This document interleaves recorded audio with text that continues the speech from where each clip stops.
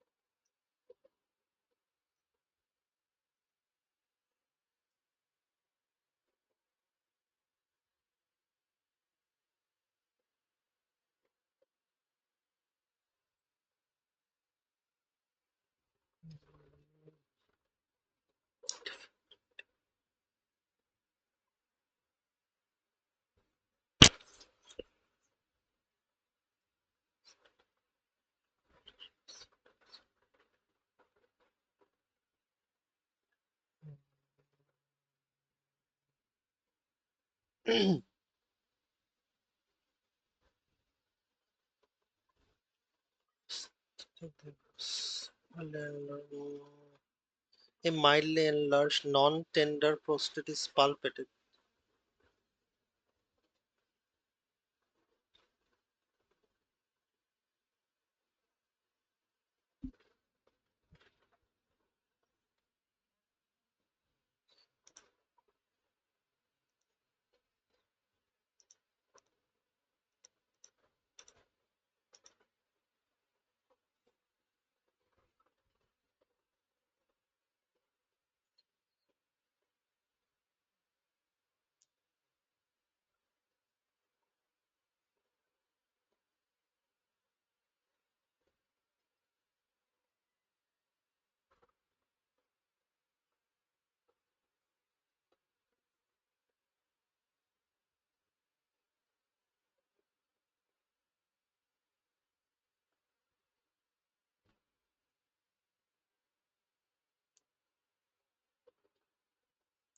So what does he has? He has,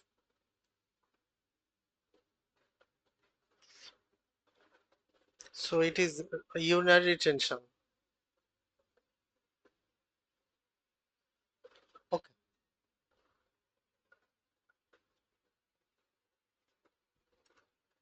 okay. This elderly patient with difficulty voiding,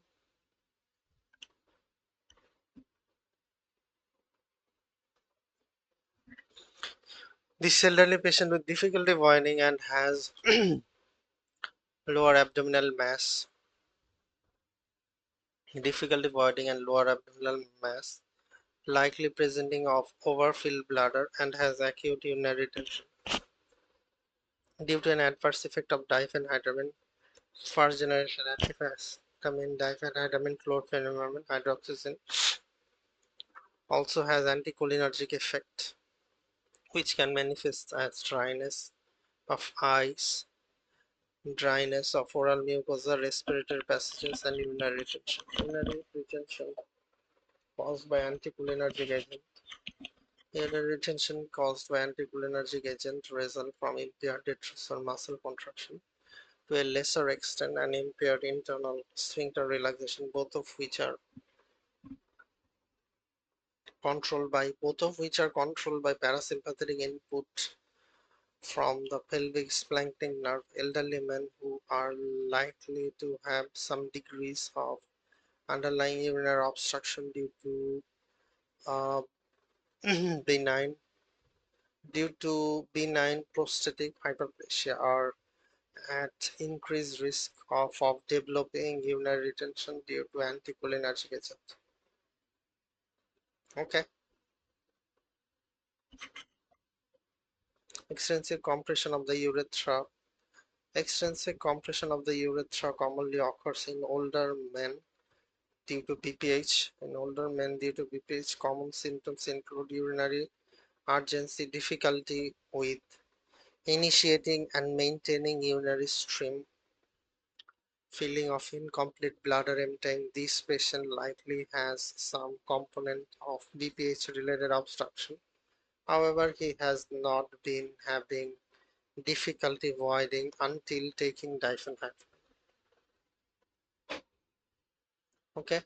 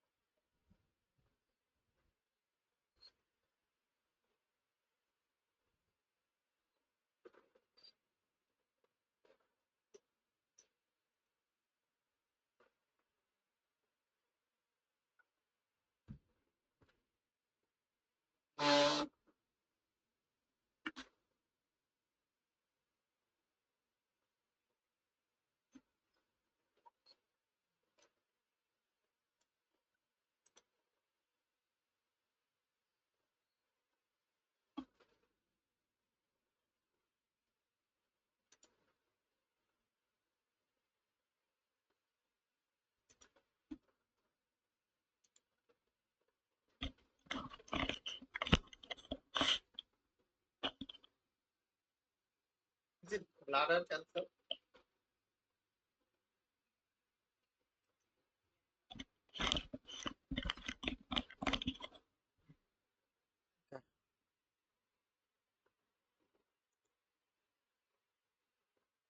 This patient has hematuria,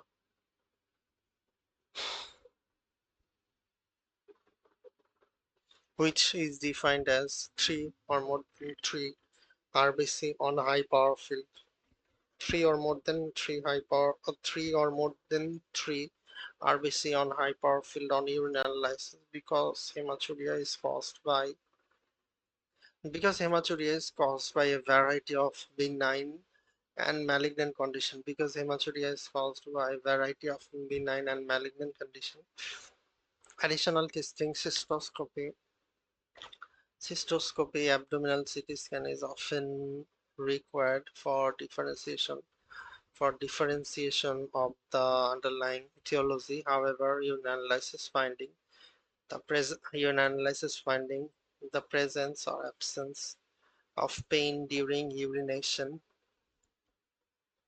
and the age of the patient is typically raises suspicion for particular disease state as follows. Bladder cancer generally arises from malignant transformation of the bladder surface epithelium, urothelium due to chronic exposure of chemical carcinogen, particularly those found in tobacco smoke and industrial chemicals. Therefore, some cases arise in older individuals. Some cases arise in older individuals who smoke or who have workplace exposure to carcinogens. A common presentation is painless hematuria due to bleeding from friable blood vessels supplying the tumor, which can result in intermittent symptom. Bladder infection cause inflammation of the bladder epithelium, which can lead to hematuria. Most cases are associated with suprapubic pain, dysuria, and signs of infection on urine analysis. Pyuria positive leukocyte esterase bacteria. Urolithiasis can cause direct epithelial injury, which can result in hematuria.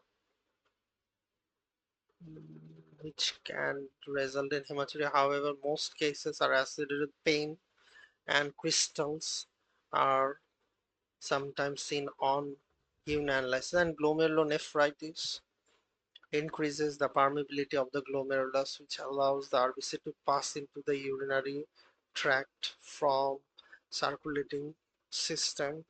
However, most cases are associated with RBC cast, proteinuria, and sometimes preceding upper respiratory tract uh, preceding upper respiratory infection, post-infectious glomerulonephritis. So these patients' advanced age, history of tobacco use, painless hematuria, absence of dysuria or bacteriuria, leukocyte signs of infection, and the absence of cast, signs of glomerular injury raise suspicion for bladder cancer. Okay.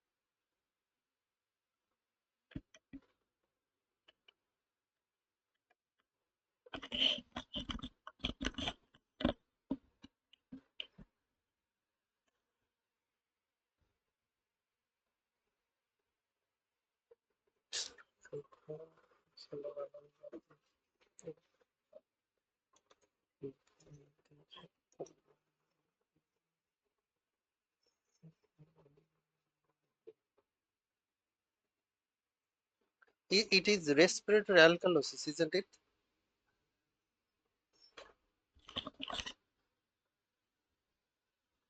Can you hear me? Yes, it is so we need to do metabolic acidosis. Metabolic acidosis.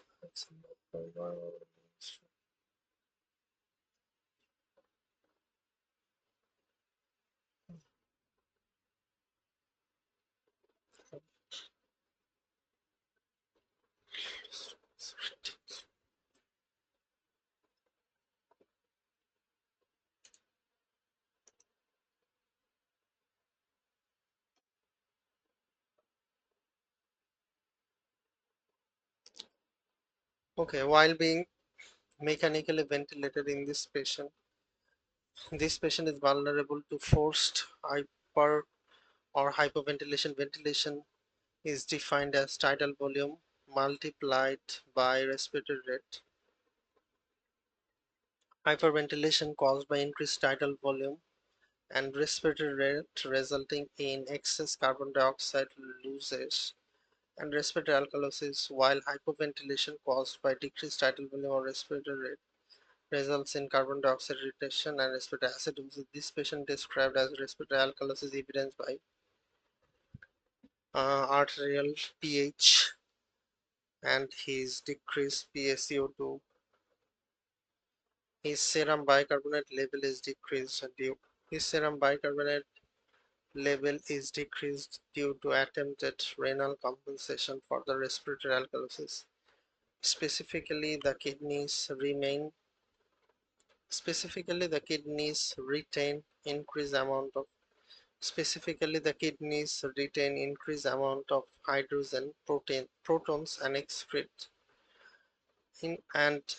increased amount of bicarbonate in an attempt to normalize the pH. The increased amount of bicarbonate in the urine alkalinization the increased amount of bicarbonate in the urine alkalinizes the urine. Okay, what's this explanation? I don't get it. So the kidney compensate for respiratory alkalosis is preferentially by excreting bicarbonate in the urine. Okay, I got it. Excreting the result in alkalinized urine. That means increase urine pH. Okay.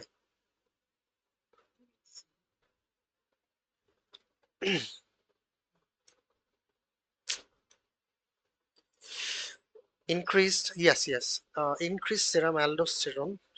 Increased serum aldosterone would result in increased serum aldo result in increased hydrogen and potassium losses in urine and serum alkalosis.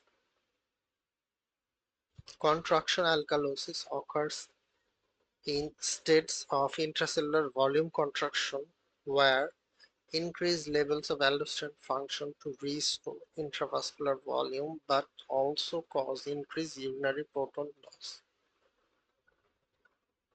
What does it mean?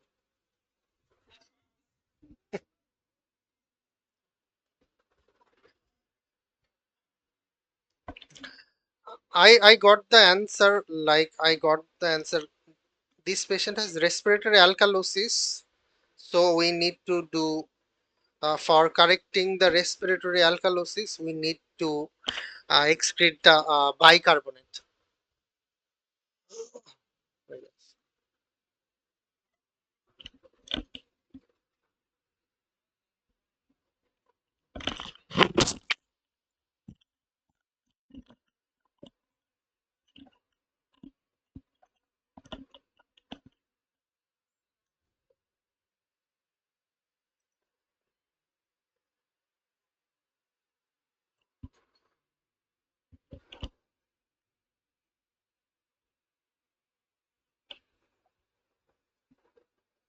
Maybe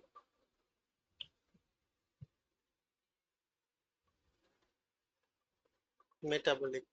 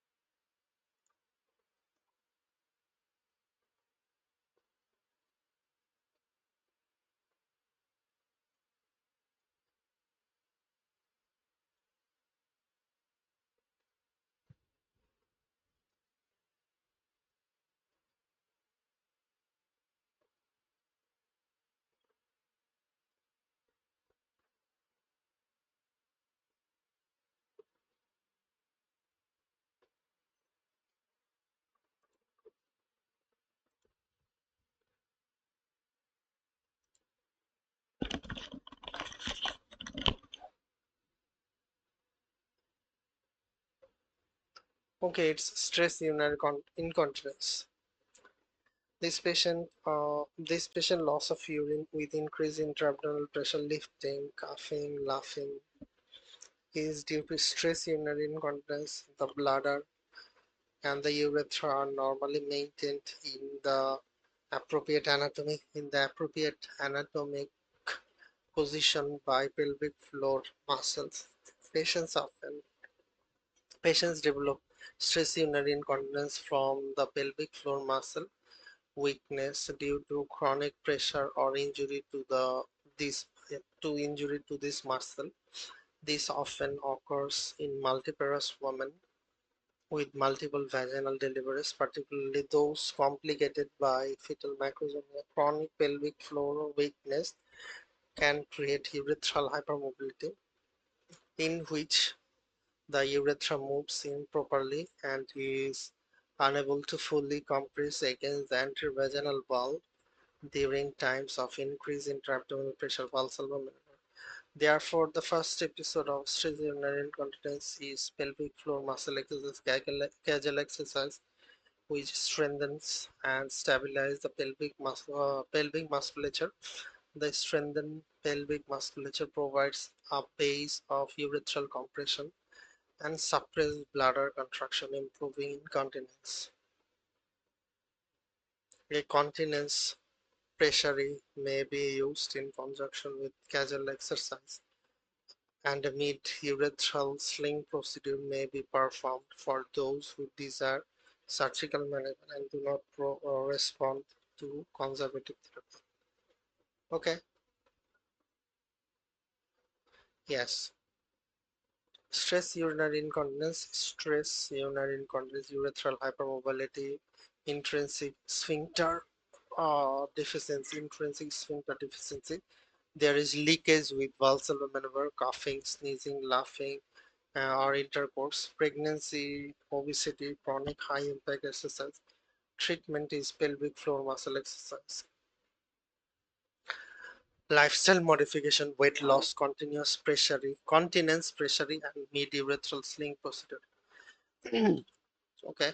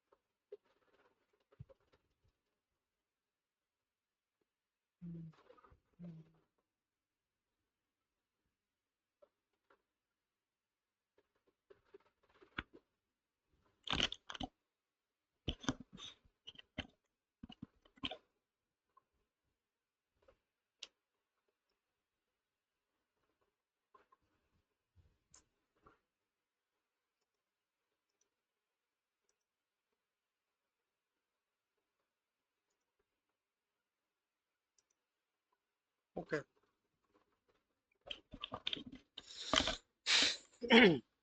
This patient's hyperkalemia likely due to this patient's hyperkalemia, likely due to amiloride, a potassium sparing diuretic that blocks the epithelial sodium channel INAC channel in the renal collecting system. Sodium normally enters the apical end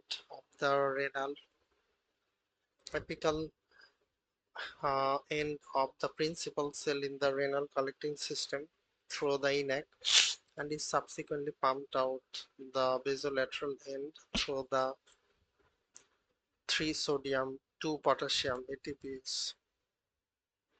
This creates an electronegative environment in the collecting tubule which generates gradient for potassium to leave the intracellular space and enter the urine excretion. Blockade of INAC by amiloride limit the electronegative change in the collecting system lumen, thereby reducing potassium excretion that result in hyperkalemia. In a minority of the patients, some individuals also develop metabolic acidosis due to reduced gradient for hydrogen cation excretion. Because hyperkalemia can result in life-threatening cardiac arrhythmia. Patients who develop hyperkalemia while taking potassium-sparing diuretics should discontinue medication and start a new antihypertensive agent, amiloride. Asymptomatic individuals with mild or moderate elevation Asymptomatic individual with mild or moderate elevation in potassium less than 6.5 milliequivalent per liter do not require urgent treatment. Calcium gluconate, insulin plus dextrose. However, potassium level should be rechecked in 1 to 2 weeks to ensure improvement. Okay.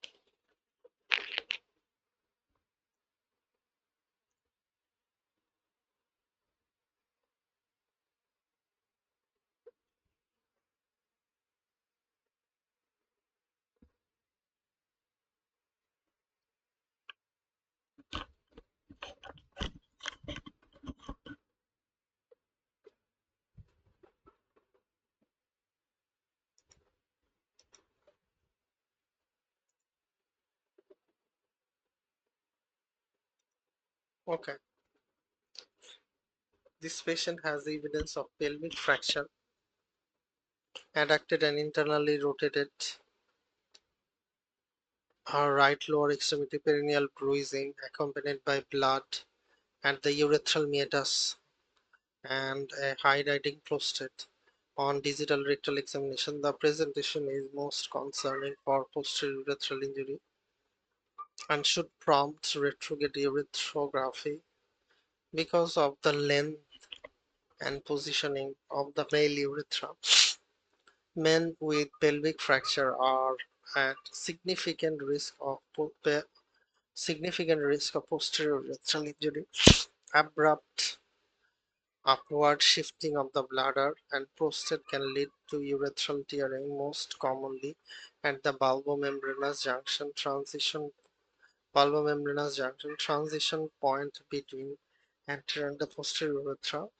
Finding consistent with posterior urethral injury include blood at the urethral meatus, inability to avoid perineal bruising, and high riding posture on DRE, digital rectal examination.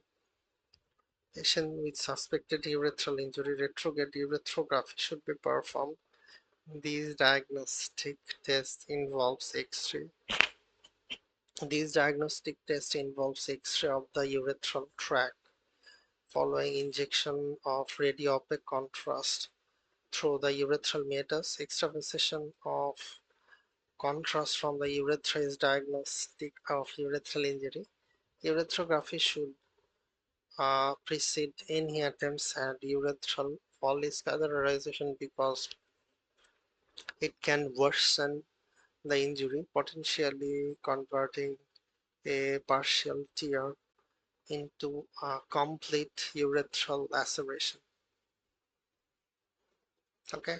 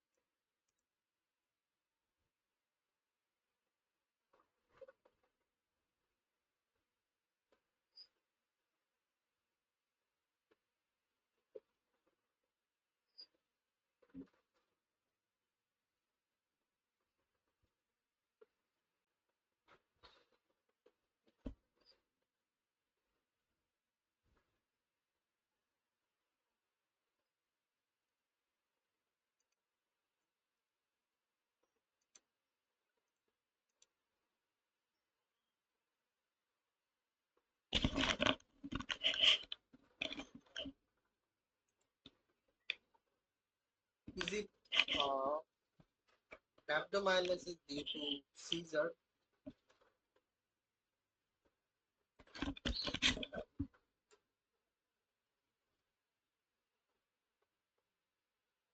Is there?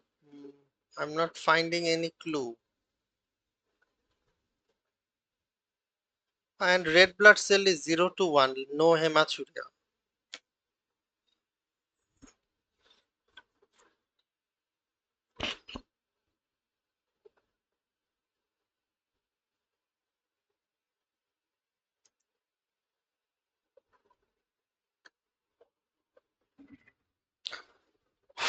Okay, this patient has, this patient with renal insufficiency. This patient with renal insufficiency and discomfort.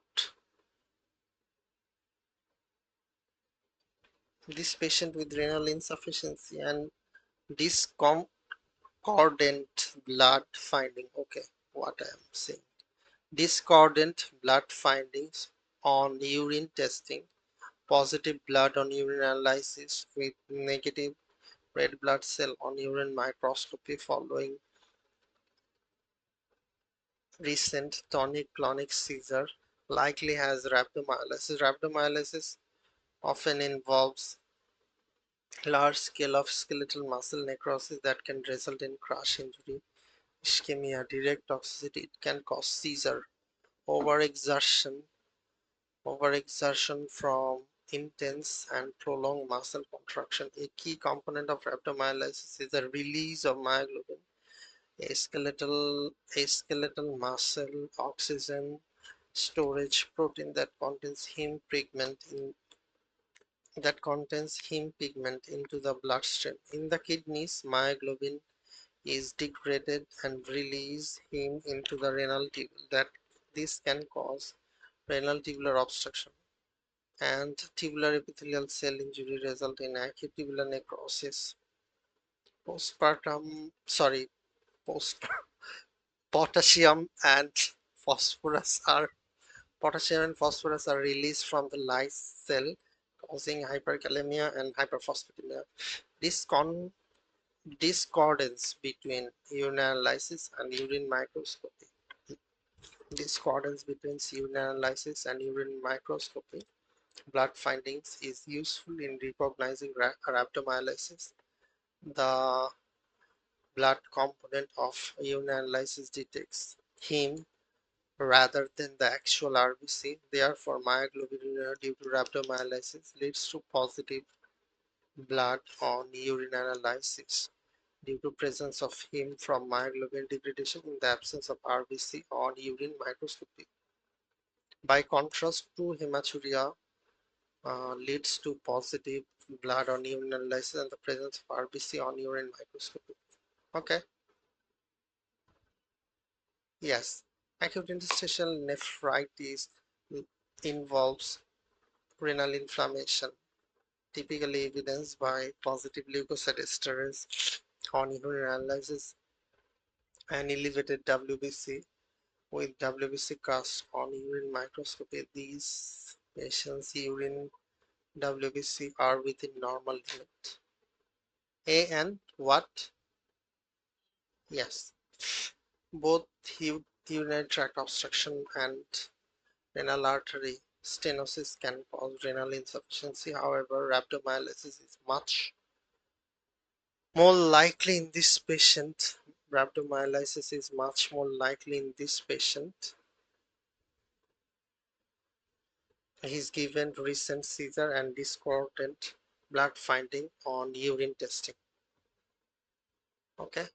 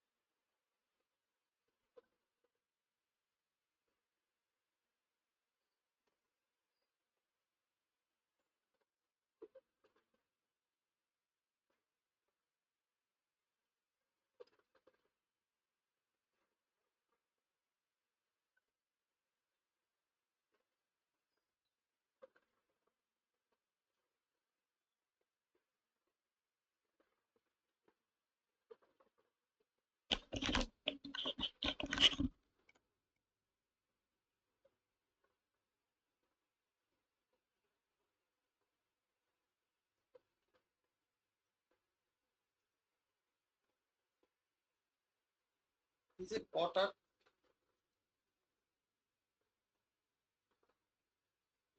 Flattened face, clubfoot line. Sorry.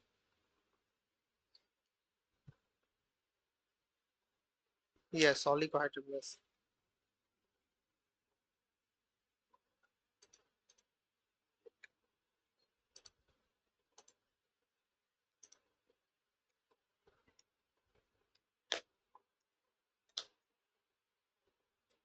Posterolateral valves. What are posterolateral valves? Okay. This newborn with respiratory distress or hypoxia, decreased lung aeration, suggestive of pulmonary hyperplasia, flattened face, limb deformities. This constellation of the findings, known as Potter sequence, represents a pathophysiologic manifestation of any condition associated with inadequate amniotic fluid, urinary tract obstruction, renal agenesis, polycystic kidney disease, premature rupture of the membrane. These patients' abdominal distension and suprapubic mass are consistent with bladder distension resulting from urinary tract obstruction. In newborn babies, this is most commonly due to posterior urethral valves. In patients with posterior urethral valves, abnormal folds in the posterior urethra, persistent posterior urethral membrane, obstruct urinary flow resulting in progressive dilatation of the bladder, ureters and kidney, bladder, ureters and kidney, which can be identified on prenatal ultrasound and may have been missed in this patient whose mother has had no prenatal care. Poor urine output oliguria in the utero results in oligohydramnias because fetal urine is a major source of amniotic fluid. Because amniotic fluid is required for normal alveolar development, fetus is exposed to prolonged oligo and anhydromnias are at risk of pulmonary hyperplasia as in this case hypoxia, decrease aeration, hypoxia, decrease aeration, accessory muscle mass, muscle use, cyanosis, low amniotic fluid also restricts fetal movement, leading to cascade of physical anomalies including flat faces and positional limb deformities, clubfoot, hip dislocation. In addition, suprapubic mass and distended bladder neonates with posterior urethral valve may also have decreased urinary stream, renal failure. Okay. Congenital diaphragmatic hernia is a life-threatening defect that allows abdominal viscera to herniate into the chest, restricted lung development.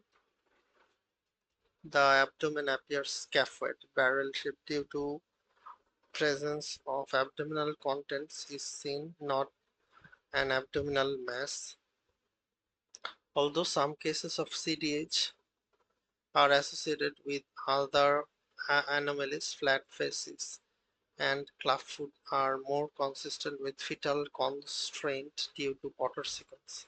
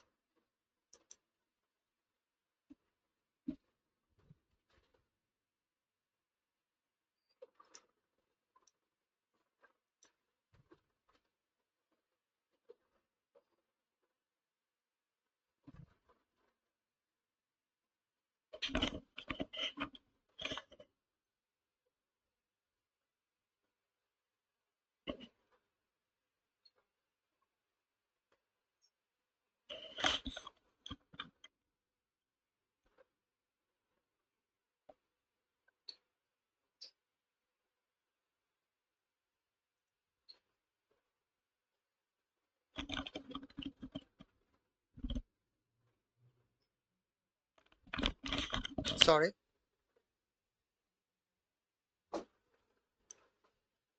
Maybe.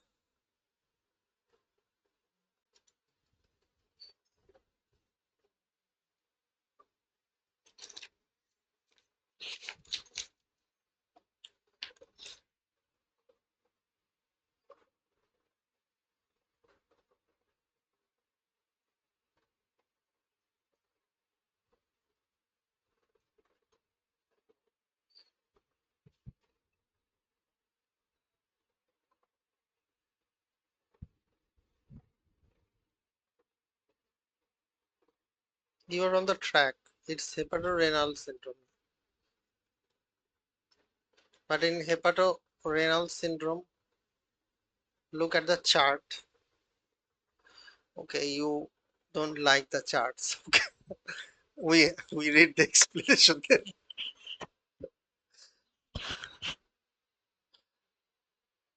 Okay, yes. Okay, evaluation of AKI, evaluation of AKI, including ruling out urinary obstruction and collecting the sample of urine analysis. These patients, normal renal ultrasound excludes obstruction, post-renal AKI, a bland urine analysis, no protein, no blood or blood, make intrinsic AKI unlikely, in contrast to classic prerenal AKI that resolves with volume expansion. Patients with cirrhosis can develop severe form of prerenal AKI. Patients with cirrhosis can have prerenal AKI called hepatorenal syndrome. Called hepatorenal syndrome.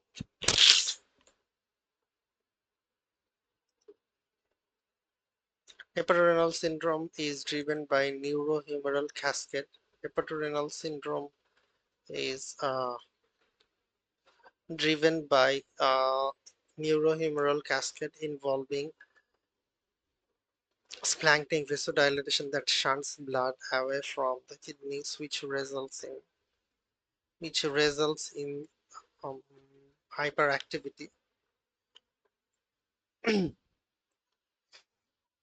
which result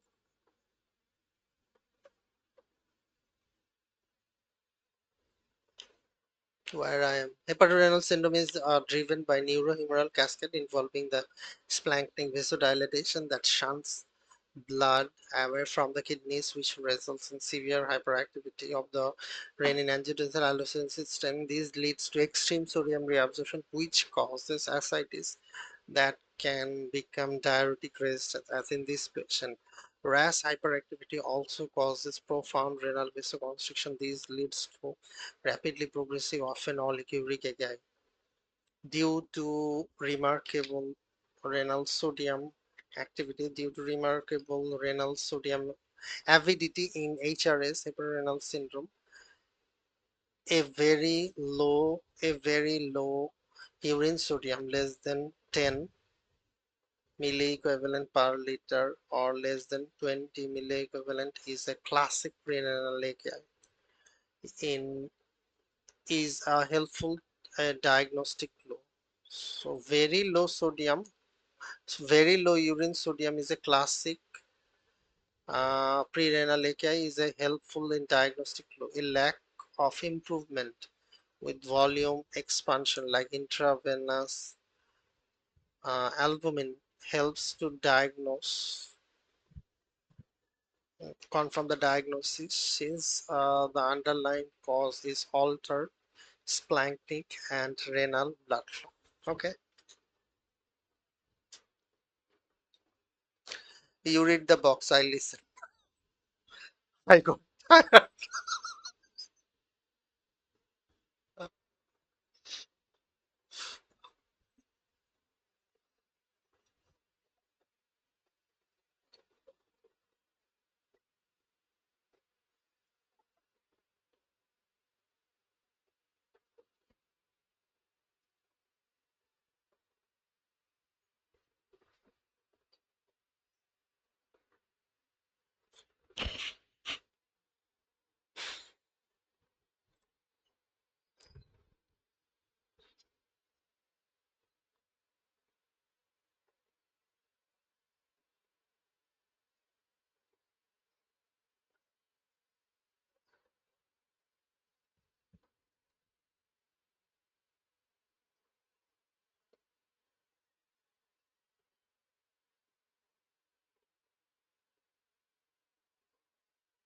What is bland urine analysis?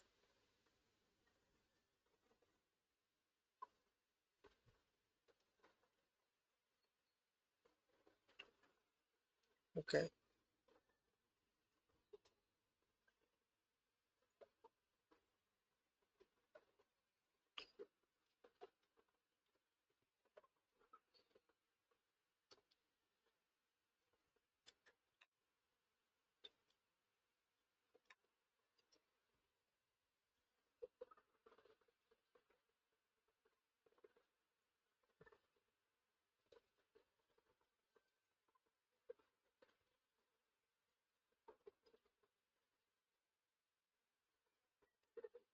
Yes. Okay.